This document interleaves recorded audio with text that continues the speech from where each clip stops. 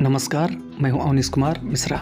आज हम आपको भोजपुरी के जुबली स्टार दिनेश लाल यादव की फिल्म निरहुआ हिंदुस्तानी 2 के बारे में बताएंगे। निरहुआ हिंदुस्तानी 2 कई साल पहले रिलीज हो चुकी है, यूट्यूब पर भी रिलीज हो चुकी है। काफ़ी मात्रा में दर्शक लोग इसे देख चुके हैं, सिनेमा हॉल में भी, और यूट्यूब पर काफ़ी करोड़ व्यूअर्स आ चुके हैं।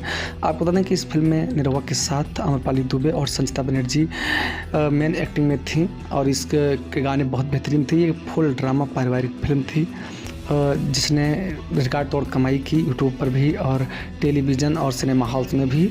निरहुआ को काफ़ी नाम दिया इस फिल्म में, और निरहुआ हिंदुस्तानी की ये दूसरी सीरीज़ थी, इसकी तीसरी भी बन चुकी है, चौथी आने की तैयारी हो रही है। आप बता दें कि इसके गाने काफ़ी अच्छे थे।